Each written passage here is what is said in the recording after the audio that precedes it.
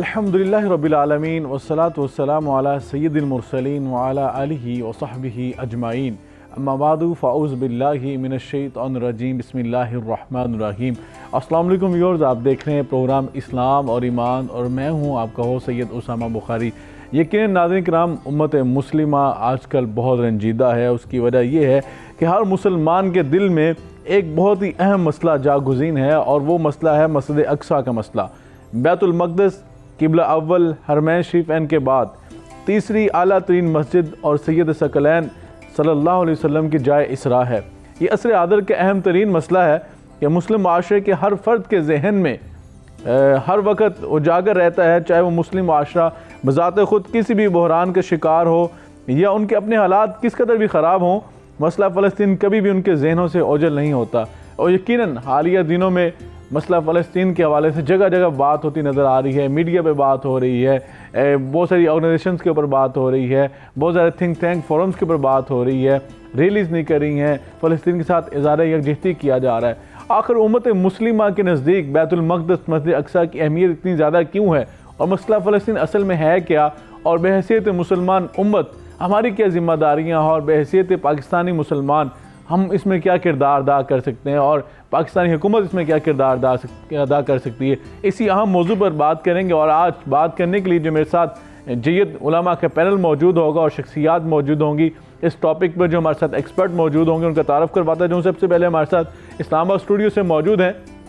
علامہ عارف حسین مہدی صاحب، آپ سینئر نائب صدر ہیں شیعہ علماء کونسل کے، آپ کو خوش آمدید کہتے ہیں۔ ان کے ساتھ علامہ سید ضیاء اللہ شاہ بخاری صاحب، سربراہ ہیں متحدہ جمعیت اہل حدیث پاکستان کے، آپ کو بھی خوش آمدید کہتے ہیں۔ ان کے ساتھ ڈاکٹر صابر ابو مریم صاحب ہیں، جنرل سیکرٹری ہیں فلسطین فاؤنڈیشن کے، آپ کو بھی خوش آمدید کہتے ہیں۔ پروگرام کا باقاعدہ آغاز کرتے ہیں، علامہ عارف حسین مہدی صاحب ہمارے ساتھ موجود ہیں۔ علامہ صاحب،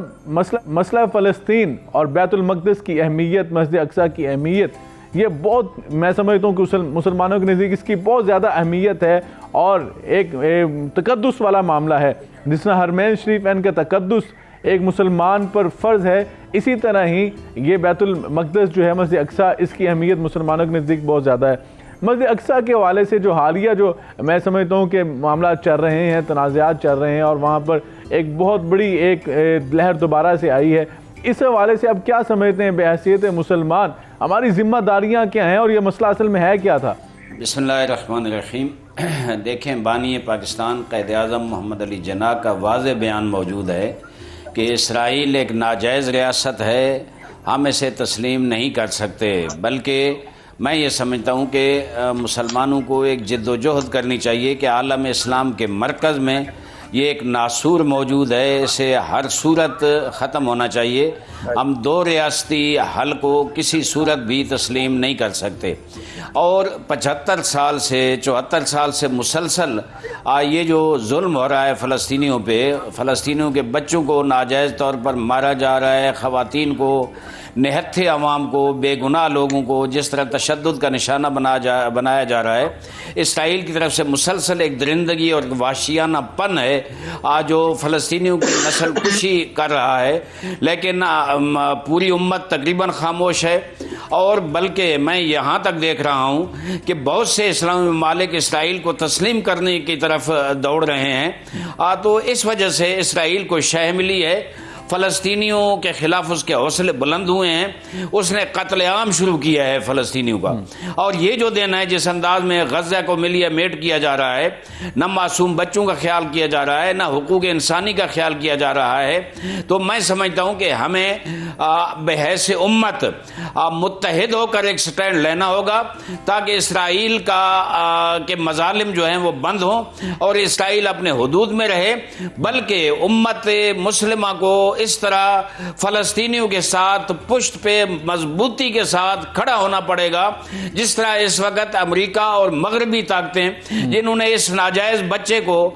یہاں بٹھایا تھا مشرق وسطیٰ میں، جس طرح وہ کھڑے ہیں ڈٹ کر، ہم بھی اگر ڈٹ کر کھڑے ہو جائیں، میں سمجھتا ہوں اسرائیل ختم ہو جائے گا اور فلسطین کا پرچم بیت المقدس پہ لہرائے گا، قبلہ اول آزاد ہوگا۔ افسوس یہ ہے کہ جو بھی قراردادیں اس ظلم و ستم خلاف صبر و شتیلہ سے لے کر آج تک جس انداز میں اس نے حقوق انسانی کی خلاف ورزی کی ہے، آج جو بھی قراردادیں سلامتی کونسل میں گئی ہیں ان کے سرپرستوں نے ان کو ویٹو کیا ہے اور اسرائیل کو حوصلہ دیا ہے، بلکہ ہر حوالے سے مدد بھی کی ہے تاکہ وہ فلسطینیوں کو قتل عام کر سکے۔ اور ان دنوں میں جس انداز میں غزہ پہ اور بے گناہ فلسطینیوں پہ حملے ہو رہے ہیں اور ان کا ملیمیٹ کیا جا رہا ہے اور ان کے خلاف ایک وحشیانہ پن ہے اسرائیل کا، ہمیں اس کے مقابلے میں ڈٹ کر کھڑا ہونا چاہیے، کھڑا ہونا پڑے گا۔ ہمارا یہ شرعی اور اسلامی فریضہ ہے، انسانی فریضہ ہے۔ اور یہ جو حماس اور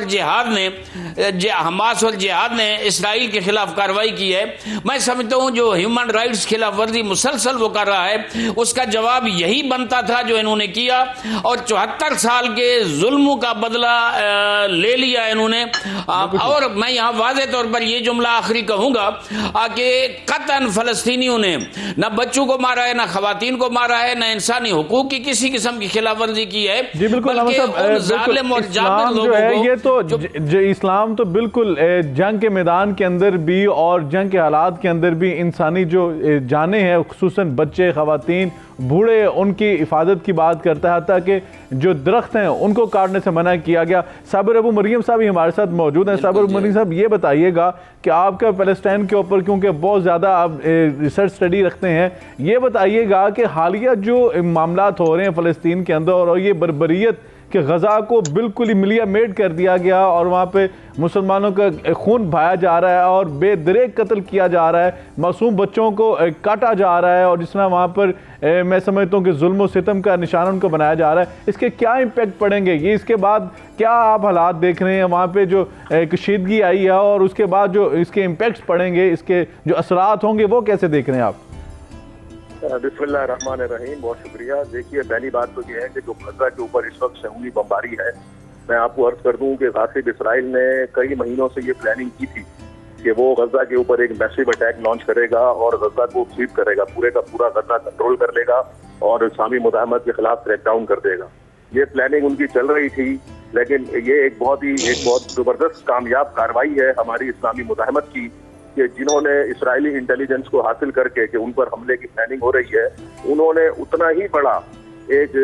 رسپانسو اٹیک لانچ کیا ہے اسرائیل کے اوپر اور اس کو اسی طرح جواب دیا ہے اور اس کی انٹیلیجنس کو پیچھے کر دیا اور اس کی تمام وہ پلاننگ جو ان کے خلاف کی جا رہی تھی اس کو بالکل پیچھے دھکیل دیا ہے۔ اس دھکیلنے کے اوپر ایک تو یہ ہوا ہے کہ اسرائیل بہت زیادہ پیچھے چلا گیا ہے، اس کی ساری فیلئر ہو گیا ہے اور وہ جو مقاصد تھے اس کے وہ حاصل نہیں کر پایا، لہذا اب وہ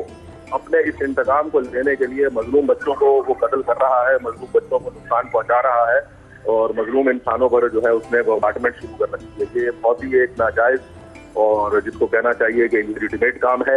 اور جو بھی کوئی اس کی جو حمایت کر رہا ہے وہ سارے اس وقت wrong side of the history ہے۔ دوسری جو بات آپ کہہ رہے ہیں کہ اس کے کیا امپیکٹ ہوں گے، دیکھیے امپیکٹ کو سمجھنے کے لیے ضروری ہے کہ دیکھا جائے کہ اسلامی مزاحمت نے جو کام کیا ہے،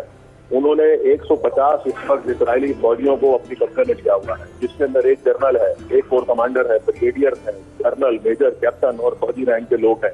یہ سارے ابھی اسلامی مزاحمت کے پاس ہیں۔ تو جو امپیکٹ آنے کی بات ہے وہ تو یہ ہے کہ میں تو یہ دیکھ رہا ہوں کہ آگے مزید کامیابیاں آ رہی ہیں۔ ہمارے سینکڑوں جو فلسطینی قیدی صہیونی جیلوں کے اندر ہے، مجھے ایسا لگتا ہے کہ ان 150 قیدیوں کے بدلے میں اب اسرائیلی جیلیں خالی ہونے والی ہیں اور اسرائیل کو یہ کرنا پڑے گا، ورنہ اس کے بغیر کوئی چارہ نہیں ہے۔ اور اب تک 6 دن کے اندر سوائے خون ریزی کے اسرائیل نے کوئی بڑی اچیومنٹ حاصل نہیں کی ہے کہ اپنا جو ایک فوجی چھڑا لیتا، یا جو 25 ٹاؤن جو ہمارے اسلامی مزاحمت کے بھائیوں نے لبریٹ کروائے ہیں وہ غزہ کے اوپر، وہ ابھی تک وہ واپس نہیں لے پایا ہے۔ ملٹری چیک پوسٹ ان کی خالی پڑی ہوئی ہے۔ اس سے بڑھ کر کل رات کو دیکھ کہ اسلامی مزاحمت نے بن گورین ایئرپورٹ کو نشانہ بنایا ہے۔ بن گورین ایئرپورٹ اس وقت بند ہو گیا ہے، وہاں پر ایک صورتحال بہت عجیب سی ہے، لوگ بھاگ رہے ہیں وہاں سے، ان کو جگہ نہیں مل رہی، جس ایئرپورٹ سے وہ بھاگ رہے تھے وہ ایئرپورٹ بند کرنا پڑا ان کو۔ تو صورتحال بہت زیادہ اسرائیل کے حق میں نہیں ہے، اسرائیل بہت زیادہ اس وقت مشکلات کے اندر۔ بالکل ٹھیک ہے ڈاکٹر صاحب، آپ نے بالکل ٹھیک کہا کہ صہیونیت کا جو یہ انداز تھا کہ انہوں نے یقیناً جو بدلہ انہوں نے جو لیا وہ بدلہ تو معصوم لوگوں سے لیا اور نہتے شہریوں سے لیا، اور یقیناً معصوم بچے اور خواتین اور بوڑھے اور سب کے سب جو ہیں ان کے وہ جو بدلہ تھا، ان کا جو اگریشن تھا، اس کا نشانہ بنے ہیں۔ اور یقیناً میں سمجھتا ہوں کہ اس پہ مسلمان امت کی اور میڈیا کی بڑی ذمہ داریاں ہیں جن کو ہمیں ادا کرنا ہے۔ اور ہم نے یہ فریضہ بھی سر انجام دینا ہے۔ علامہ ضیاء شاہ بخاری صاحب بھی ہمارے ساتھ موجود ہیں۔ شاہ صاحب یہ بتائیے گا کہ یہ جو بیت المقدس ہے اس کی مسلمانوں کے نزدیک اتنی اہمیت کیوں ہے کہ مسلمان جو ہیں وہ ہمیشہ جب یہ فلسطین کی بات ہوتی ہے وہ بہت زیادہ جو ہیں پوزیسو ہو جاتے ہیں، بہت زیادہ جو ہیں وہ اہمیت سمجھتے ہیں اس چیز کی اور حساس ہو جاتے ہیں اس معاملے کے اوپر؟ وجہ کیا ہے اس کے پیچھے؟ بسم اللہ الرحمن الرحیم۔ جناب ڈاکٹر صدیق امام بخاری صاحب، میرے پیش رو حضرت علامہ جناب عارف باقی صاحب نے اور پھر برادر محترم جناب مریم صاحب نے فلسطین کے ایشو پر بہت سمجھتا ہوں بصیرت آمیز فرمائی ہے، اور جہاں تک آپ کے سوال کی اہمیت ہے بحیثیت ایک مسلمان یا امت مسلمہ، ہماری بیت المقدس کے ساتھ یا مسجد اقصیٰ کے ساتھ یا فلسطین کے ساتھ اتنی گہری وابستگی کیوں نظر آتی ہے؟ تو اس کا جواب یہ ہے کہ قرآن مجید فرقان حمید میں آپ نے جو اپنے جو ارشاد فرمایا تھا سفر اسراء، نبی کریم علیہ السلام کی سیرت مبارکہ کے جو شاہکار سفر ہیں ان میں سفر فریض شامل ہے، اس کے بارے میں اللہ تعالیٰ خود قرآن مجید فرقان حمید میں بیان فرماتے ہیں، سبحان الذی اسریٰ بعبدہ لیلا من المسجد الحرام الی المسجد الاقصی الذی بارکنا حولہ لنریہ من آیاتنا انہ سمیع بصیر۔ نبی کریم علیہ السلام کو اللہ شب معراج پہلے سفر اسراء سے آپ کو سرفرازا گیا، بیت اللہ سے اٹھا کر آپ کو بیت المقدس تک پہنچایا گیا، اور خود اس کا اللہ نے قرآن مجید فرقان حمید میں تذکرہ مبارکہ کیا ہے۔ جی بالکل، پیغام دیا گیا تھا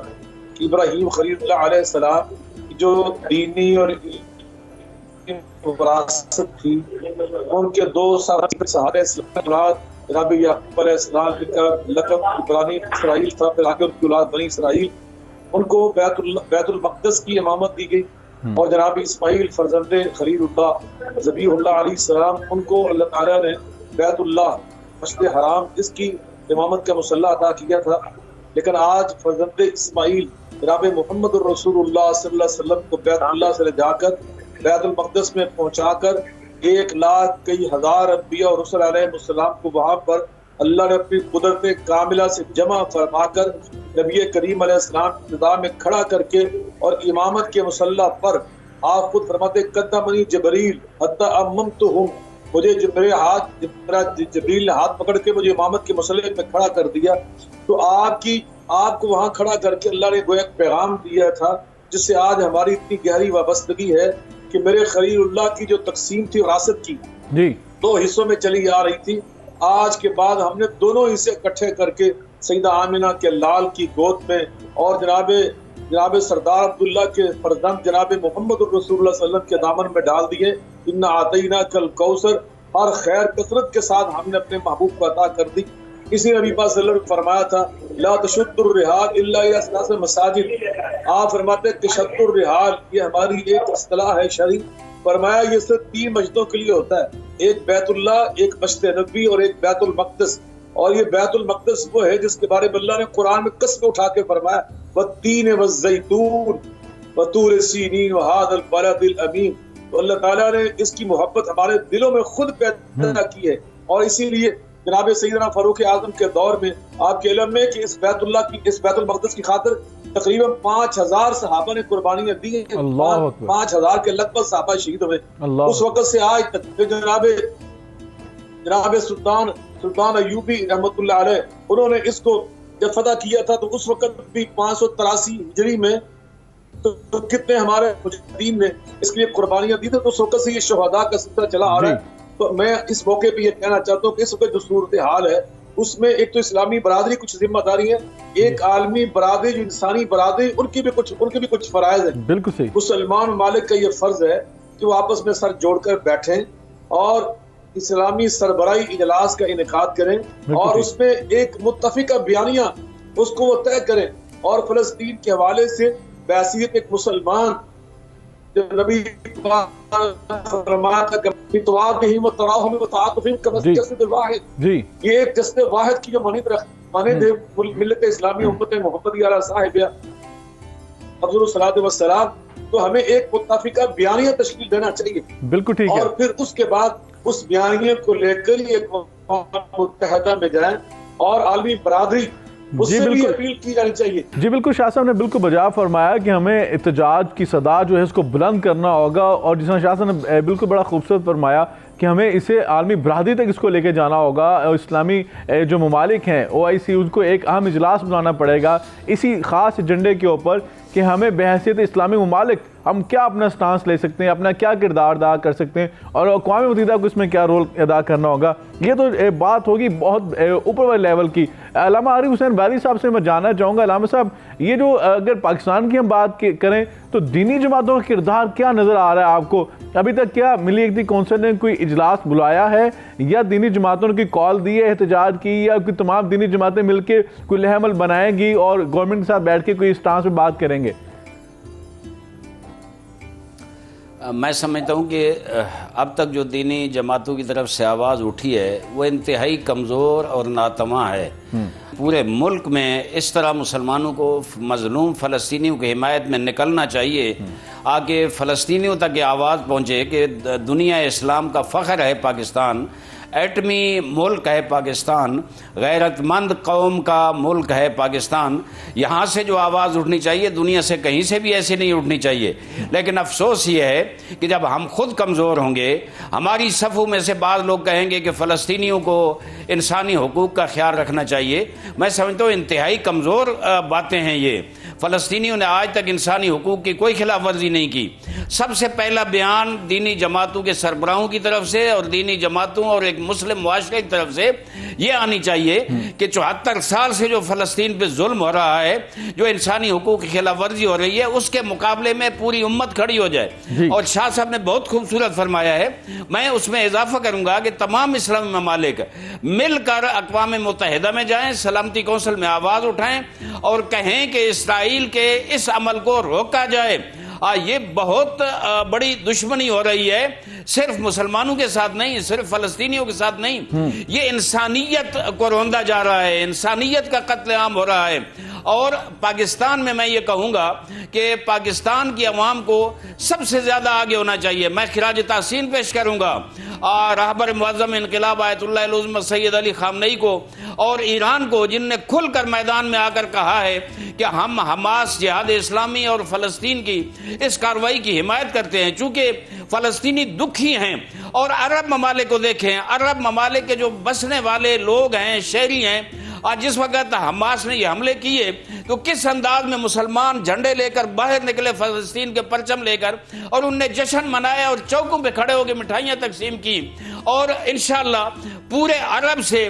مجاہد اور جوان نکلیں گے جو جائیں گے فلسطین کی طرف اور فلسطینیوں کے ساتھ کھڑے ہو جائیں گے۔ اور میں یہ سمجھتا ہوں پاکستان کو اس میں سب سے پہلے نمبر پر ہونا چاہیے۔ ہمارے وزیر اعظم کو یہ بیان نہیں دینا چاہیے کہ یہ دو ریاستی مسئلہ ہے۔ اس کے علاوہ جو ترکی کا صدر ہے، انہیں بھی چاہیے تھوڑا جرأت مندانہ بیان دیں، کمزوری نہ دکھائے۔ قطعاً یہ دو ریاستی مسئلہ نہیں ہے کہ دو ریاستیں آپس میں صبر و تحمل سے کام لیں۔ وہ مسلمان، وہ فلسطینی مظلوم جن کا عرصے سے قتل عام ہو رہا ہے، آپ ان کو اسرائیل کے برابر قرار دیتے ہیں۔ میں سمجھتا ہوں علامہ صاحب آپ نے بالکل ٹھیک کہا کہ یقیناً میں سمجھتا ہوں کہ اس میں ہم نے آواز کو بلند کرنا ہے، اور یقیناً میں سمجھتا ہوں کہ اس پہ اسلامی ممالک کے سربراہان کے، جس نے آپ نے فرمایا ایران نے اور سعودی عرب نے اور پرنس محمد بن سلمان نے کس قدر کلیئر سٹیٹمنٹ دے دی۔ اور اس طرح پاکستان کا سٹانس تو بڑا کلیئر ہے کہ پاکستان کا واحد پاسپورٹ جو ہے اس پہ جو کچھ لکھا گیا ہے دنیا میں کسی کنٹری نے ایسا نہیں لکھا۔ اور قائد اعظم محمد علی جناح بانی پاکستان کی جو کلیئر سٹیٹمنٹ ہے، یہی پاکستان کی جو ہے بیانیہ کی عکاسی کرتا ہے، اور پوری پاکستانی قوم اسی بیانیہ کے ساتھ کھڑی ہے۔ ناظرین کرام، یہاں پہ ٹائم ہو ایک شارٹ بریک کا، بریک کے بعد آتے ہیں اسی موضوع پر اہم، ہمارے ساتھ دیے گا۔ بریک کے بعد آ کر علماء کرام سے مزید جانیں گے کہ مسئلہ فلسطین اور بیت المقدس کی مسلمانوں کی مسلمانوں کے لیے اس قدر کیوں حساسیت ہے اور کیوں یہ مسئلہ اتنا اہم ہے، ہم اس حوالے سے جانیں گے۔ ہمارے ساتھ رہیے گا۔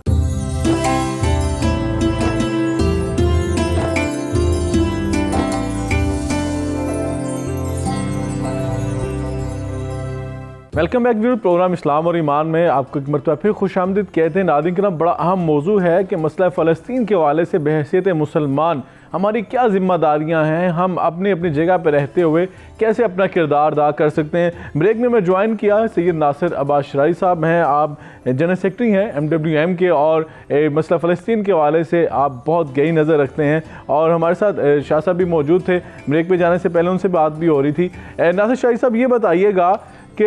ये जो मसला फ़लस्तीन है, इसके हवाले से मीडिया ने अपना क्या किरदार अदा किया है। हम देख रहे हैं कि इंटरनेशनल मीडिया ने कमा हक्कू वो किरदार अदा नहीं किया जो करना चाहिए था, और उसके अंदर जो खामियां हैं वो क्या नज़र आ रही हैं। वहाँ पे तो ऐसा लग रहा है कि जालिम को मजलूम बना के पेश किया जा रहा है, मजलूम को जालिम बना कर पेश किया जा रहा है। तो हमारा इस हवाले से क्या स्टांस होना चाहिए, और बहैसियत पाकिस्तान की दीनी जमातों का हमारा क्या एहतजाज का तरीक़ाकार होना चाहिए, हम कैसे आवाम तक ये शऊर बेदार कर सकते हैं।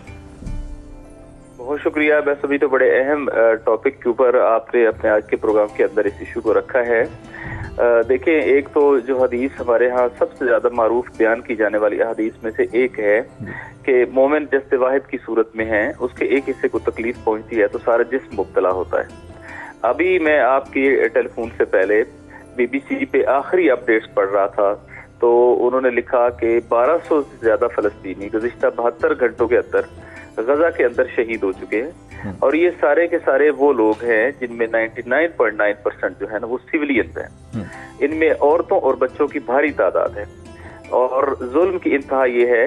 कि उनको मेडिकल सपोर्ट मुयस्सर नहीं है, चूंकि जो जितनी भी मेडिकल की फैसिलिटेशन होती है वो थ्रू इजराइल होती है। लैंड रूट्स बंद हैं, उनका जो वाहिद क्रॉसिंग है वो थ्रू इजराइल है, और इजराइल ने हर चीज के ऊपर पाबंदी लगा दी है। इस वक्त वहाँ हॉस्पिटल्स के अंदर दवा नहीं है। हॉस्पिटल्स में जो बिजली का प्रोविजन होती है वो एक बिजली घर है इसराइल के अंदर छोटा, और एक छोटा सा बिजली घर फलस्तीन के इस गजा के मकाम के अंदर है, लेकिन दोनों का फ्यूल जो है वो इजराइल से आता है, तो वो भी बंद है। और इस वक्त प्रैक्टिकली जो लाइफ सपोर्ट सिस्टम के अंदर के ऊपर मरीज हैं उनके पास भी वहाँ कोई चीज प्रोवाइडेड नहीं है।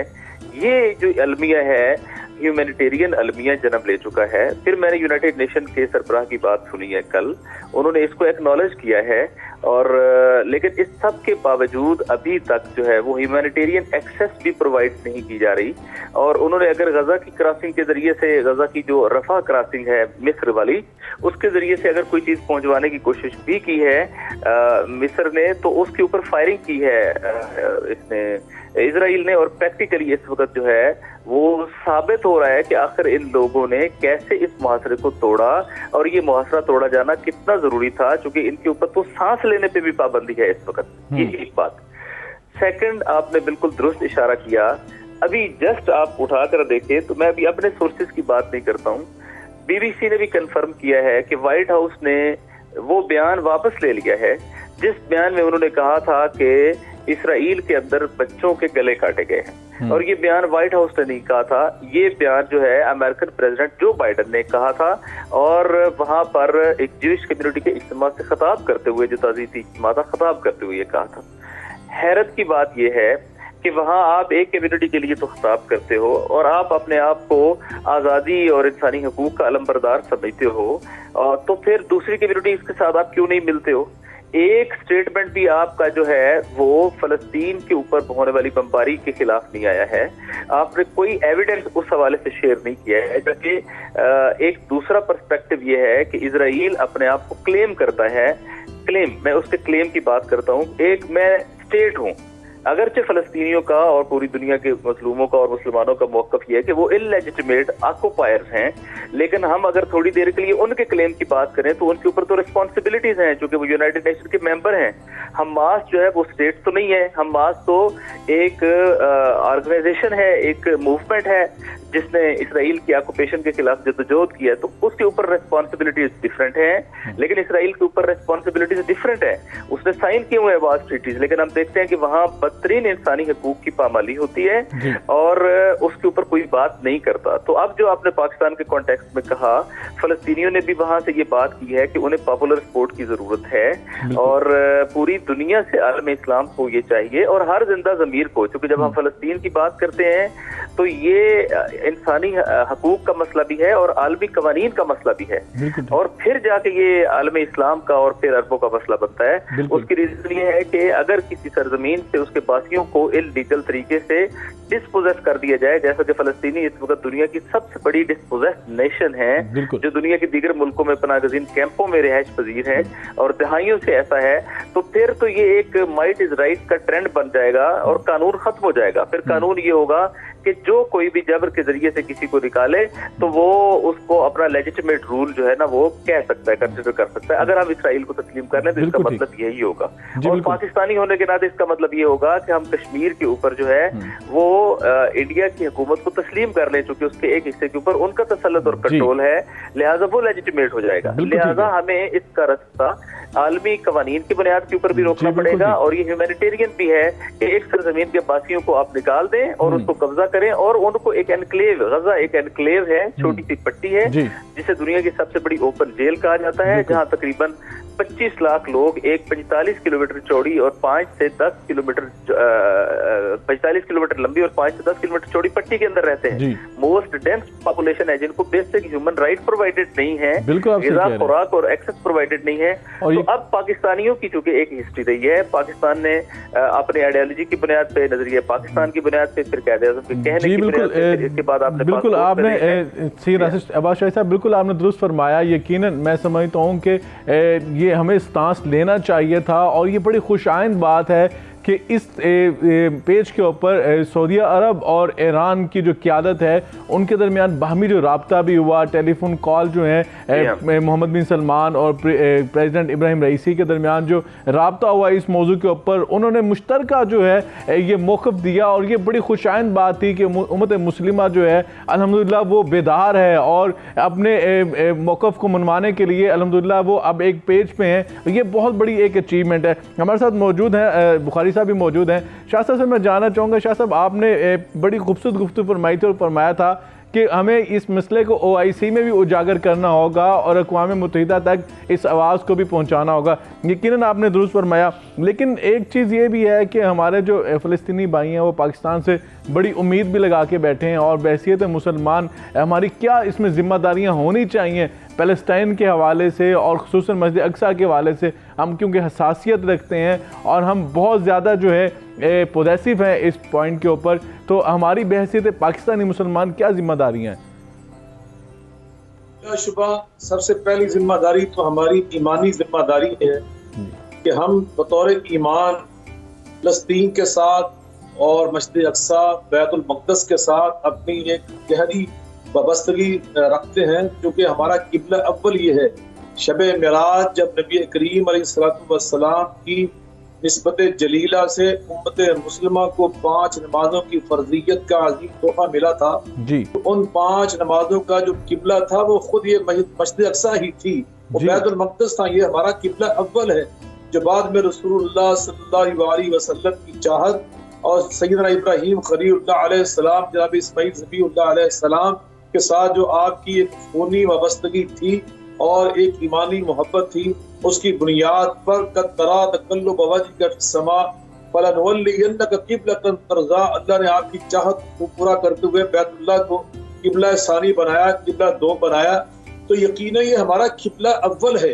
उसके बाद ये जो बैतुल मक़दस का मामला है, ये हमारी ईमानी इससे वाबस्तगी होने के साथ साथ हमारे वहाँ जो मुसलमान भाई है, जैसे अभी मैंने अपनी गुज़श्ता गुफ्तगू के अंदर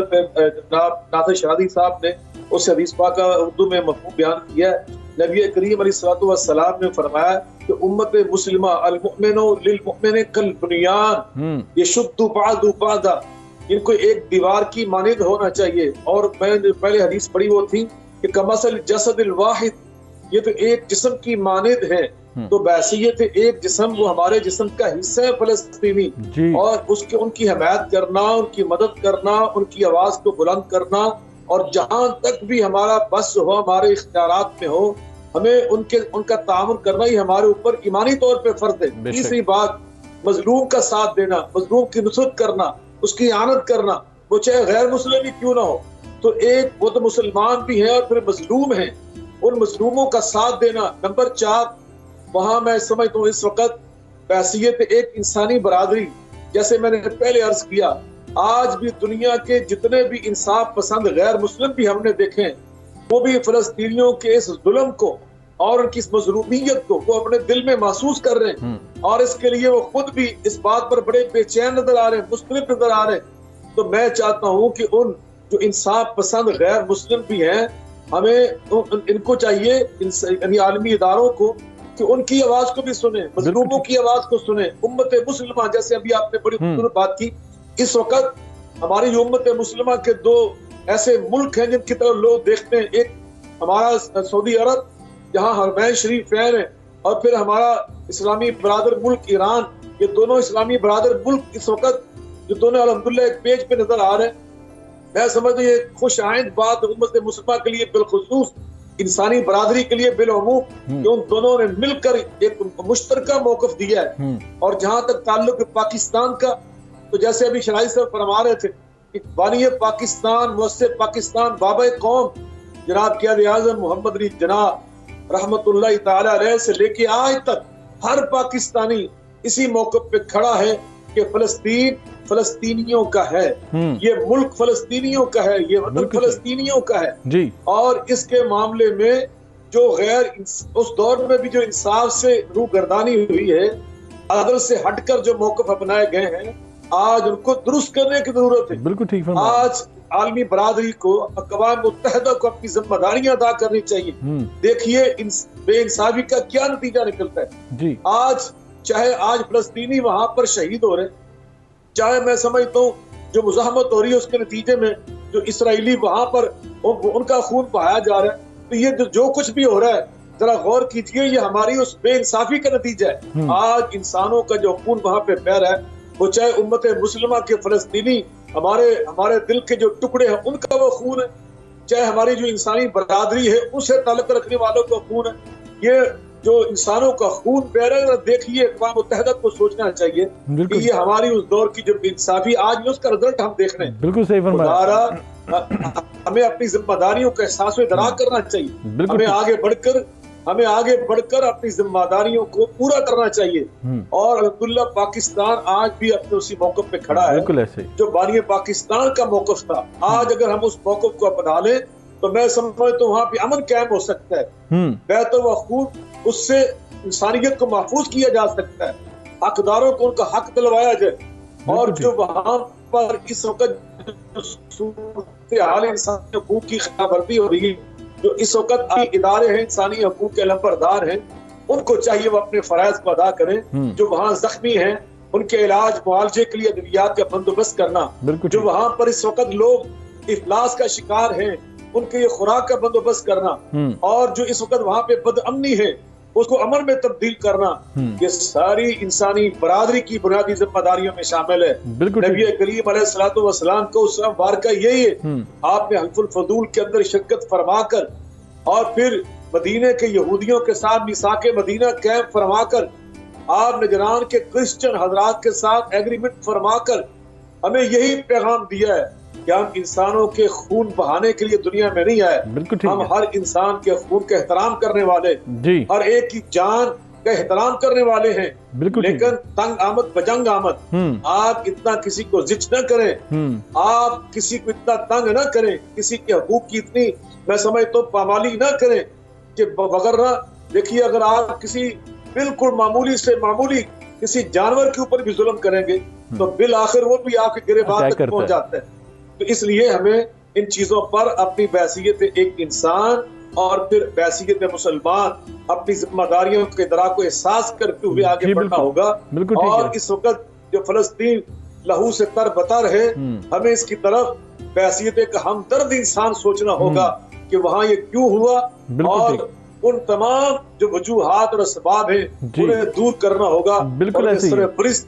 بے انصافی ہے۔ بالکل ٹھیک ہے شاہ صاحب، آپ نے بالکل بجا فرمایا، بڑی وضاحت کے ساتھ آپ نے فرمایا کہ دین اسلام تو امن کا پیغام دیتا ہے، اور آپ نے بجا فرمایا کہ تنگ آمد بے جنگ آمد، جب آپ کسی کے حقوق کی اتنی پامالی کریں گے، جب ان کی آپ جان کے درپے ہو جائیں گے، جب ان کے معصوم بچوں کو آپ ماریں گے اور اپنی بربریت کی انتہا کر دیں گے اور ظلم و ستم کی انتہا کر دیں گے، تو پھر تنگ آمد بجنگ آمد کا معاملہ ہوتا ہے۔ بالکل آپ نے بجا فرمایا۔ شاہ صاحب یہ فرمائیے کہ جو مسجد اقصیٰ اور بیت المقدس سے مسلمانوں کی محبت ہے اور مسلمانوں کی عقیدت ہے، اس کی وجوہات کیا ہیں کہ کن وجوہات کی وجہ سے مسلمان جو ہیں اس قدر جو ہیں وہ محبت رکھتے ہیں مسجد اقصیٰ اور بیت المقدس کے ساتھ؟ دیکھیں اسامہ بخاری صاحب، قرآن مجید فرقان حمید میں اللہ تعالیٰ نے سیدنا ابراہیم خلیل اللہ علیہ السلام جو ابو الانبیاء ہیں ان کے بارے میں اور ہمارے بارے میں یہ فرمایا کہ ان اول الناس بابراہیم الذین اتبعوا ھذا النبی والذین آمنوا معه، کہ میرے محبوب کریم جناب محمد مصطفیٰ علیہ السلام اور ان کی امت سب سے زیادہ تمام انسانوں میں ابراہیم علیہ السلام کے ساتھ محبت کرنے والے یہ لوگ ہیں جی۔ تو فلسطین وہ سرزمین ہے، انی مہاجر الی ربی، کہ جب نعرہ بلند کیا تھا جناب ابراہیم خلیل اللہ علیہ السلام نے اپنا وطن عراق چھوڑتے ہوئے، تو آپ نے جو ہجرت فرمائی تھی انی مہاجر الی ربی کہتے ہوئے، تو وہ فلسطین کی سرزمین کی طرح ہجرت فرمائی تھی۔ اور پھر یہ وہ سرزمین ہے جہاں جناب داؤد علیہ السلام اللہ پاک نے ان کو یہاں پر سلطنت عطا فرمائی تھی، اور انہوں نے یہاں پر اللہ کا ذکر کیا تھا، پہاڑ بھی ان کے ساتھ مل کر اللہ کی تسبیح کرتے تھے، وہ یہی سرزمین تھی۔ جناب سلیمان علیہ السلام جب انہوں نے اپنی وہ دنیا کی ایک خوبصورت ترین سلطنت کو انہوں نے بنائی تھی، تو اس کا دارالحکومت بھی فلسطین تھا۔ اور پھر جناب زکریا علیہ السلام کا محراب جہاں وہ اللہ کا ذکر کرتے تھے، وہ یہی فلسطین تھی، فلسطین کی سرزمین تھی۔ پھر اس کے بعد حضرت سیدہ مریم علیہ السلام جب ان پر اللہ نے بغیر موسم کے پھل اتارے، قرآن مجید میں اللہ تعالیٰ نے یہ ساری چیزیں بیان فرمائی ہیں، وہ بھی یہ سرزمین فلسطین تھی۔ جب اللہ نے ان کو بغیر شوہر کے اپنی قدرت کاملہ کے ساتھ ایک معجزے کے طور پر فرزند جناب مسیح علیہ السلام جیسے فرزند عطا کیے تھے، وہ بھی یہی فلسطین سرزمین تھی۔ اس لیے نبی پاک صلی اللہ علیہ وسلم کا جب سفر اسراء و معراج ہوا تو آپ کی پہلی منزل بیت اللہ کے بعد وہ یہی فلسطین کی سرزمین تھی، یہی مسجد اقصیٰ تھی۔ اور پھر جناب سیدنا فاروق اعظم کے دور میں جب انہوں نے اس کو یعنی وہ کسی اور جگہ کو جب فتح ہوا تو اس کی چابیاں پکڑنے کے لیے وصول کرنے خود تشریف نہیں لے کے گئے، لیکن فلسطین کے ساتھ مسجد اقصیٰ کے ساتھ مسلمانوں کی وابستگی کا حال یہ ہے کہ جناب فاروق اعظم ایک خادم کو ساتھ لے کر اور ایک اونٹنی کے اوپر بیٹھ کر 22.5 لاکھ مربع میل حکمران وہ خود چل کر آئے تھے فلسطین میں اس کی کنجیاں چابیاں وصول کرنے کے لیے۔ تو یہ فلسطین کی سرزمین تھی۔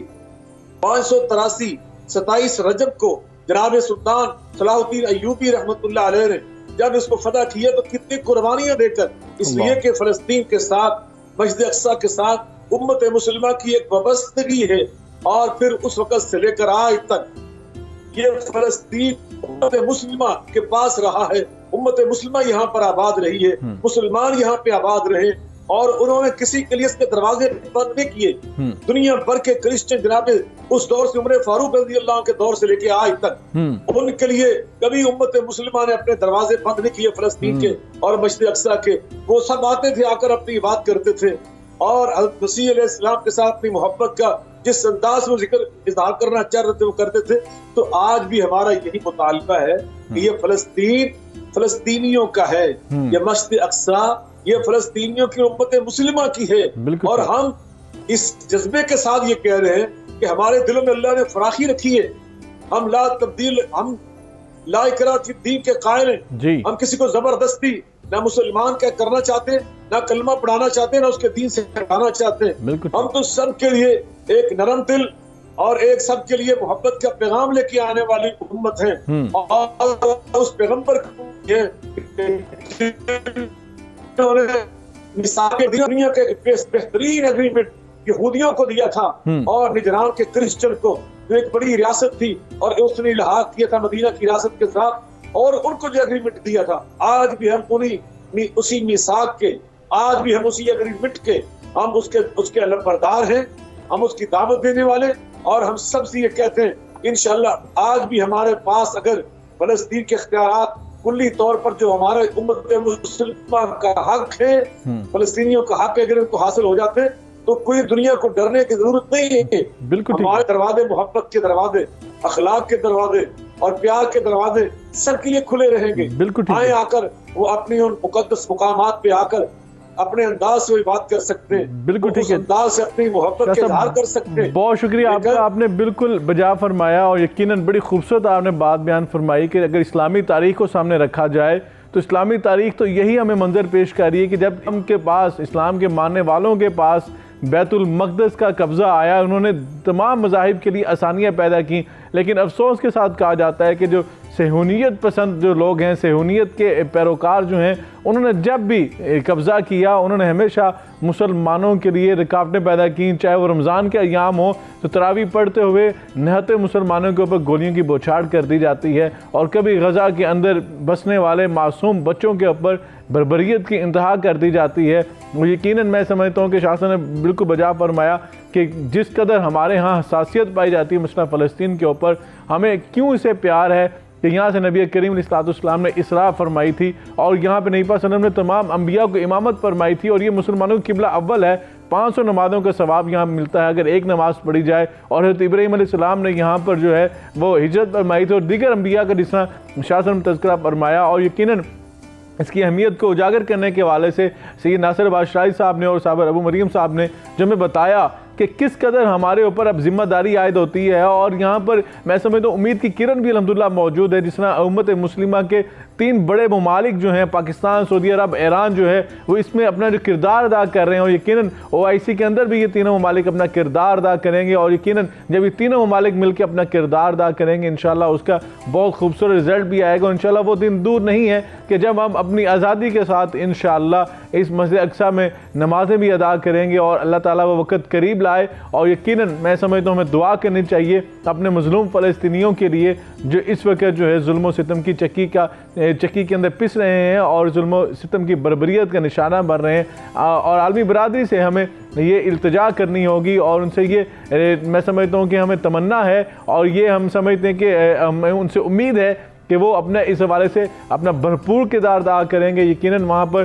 جو انسانوں کا خون بہایا جا رہا ہے اور معصوم بچوں کے جس طرح وہاں پہ قتل عام ہو رہا ہے، اس کی روک تھام کے لیے انسانی برادری کو اپنا کردار ادا کرنا ہوگا، آگے بڑھ کر ان انسانی جو جانوں کا ضیاع ہے اس کو روکنا ہوگا، اور یقیناً میں سمجھتا ہوں کہ اس کے خطے پر کوئی اچھے اثرات مرتب نہیں ہوں گے، اور اگر ہم چاہتے ہیں کہ اس کے اثرات مرتب ہوں، جس نے شاہ صاحب نے اور ناصر شاہد صاحب نے اور واجد صاحب نے فرمایا تھا کہ جو اس کا منصفانہ حل ہے انصاف کے ساتھ، اس کو ہمیں میں سمجھتا ہوں اس حل کی طرف جانا ہوگا۔ جب ہم انصاف مہیا کریں گے اور جب ہم عدل کی بنیادوں پر کوئی فیصلہ کریں گے تو یہ خون ریزی کا سلسلہ جو ہے وہ رک سکتا ہے۔ ناظرین کرام، دین اسلام نے ہمیشہ امن کا پیغام دیا ہے، اور دین اسلام نے ہمیشہ امن کی بات کی ہے، اور دین اسلام ہے سلامتی کا دین ہے۔ ناظرین کرام، ہمیں آج کے پروگرام سے اجازت دیجیے، انشاءاللہ اس دعا کے ساتھ کہ اللہ تعالیٰ مظلوم فلسطینیوں کی مدد فرمائے، اور عالم اسلام کے مسلمان جہاں جہاں پریشان ہیں اللہ ان کے حال پر اپنا رحم و کرم نازل فرمائے۔ انشاءاللہ کل ملاقات ہوگی، تب تک کے لیے اللہ حافظ۔